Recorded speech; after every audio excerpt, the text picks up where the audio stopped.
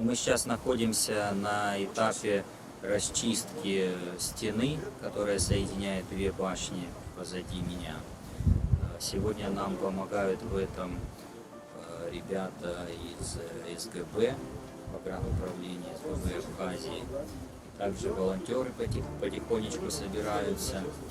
Вот. Вторая часть работы происходит здесь, внутри крепости, внутри башни, где я сейчас стою. Мы выходим на новый горизонт. Гвоздик бронзовый, это обломок свинцовой пластины. Свинец часто использовался для рыбной ловли, как грузики. Они разных форм встречаются. Из находок пока нового ничего нет, за исключением, вот вчера нашли небольшой фрагмент обработанной кости. Предположительно, это какая-то проколка или заколка. Костяное изделие. С этой стороны у него четко читается голова лошади. Вот, уши, ноздри, форма вообще. С этой стороны холка с насечками, изображающими волосы. И в нижнюю сторону, здесь плохо видно, но тут есть орнамент, вот, интересный.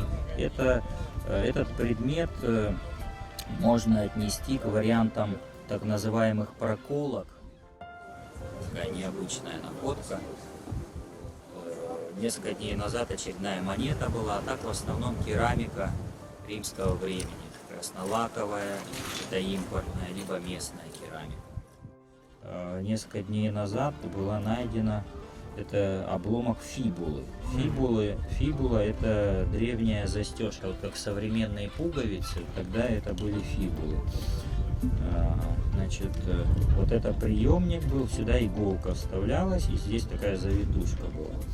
Фибула является одним из главных датирующих предметов среди археологических находок, особенно в Европе по ним очень дробная хронология выставлена, там буквально в пределах десятилетий можно даже говорить. У нас они тоже хорошо известны, в разные периоды встречаются именно римские слои.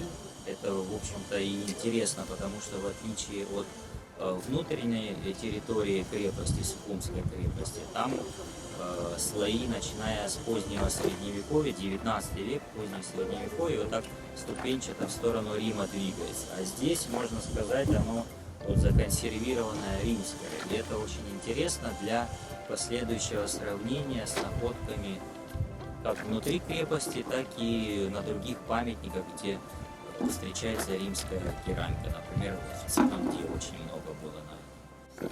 Вот эти материалы хорошо известны, и мы уже находим определенные аналогии, которые позволяют сделать предварительные выводы. Но окончательные выводы будут известны уже после того, как мы сумеем раскопать. Мы даже пока представления не имеем, какой объем в итоге удастся покопать, потому что все упирается в финансы, во время ограниченное. В общем, идем пока по погоде. Так, вот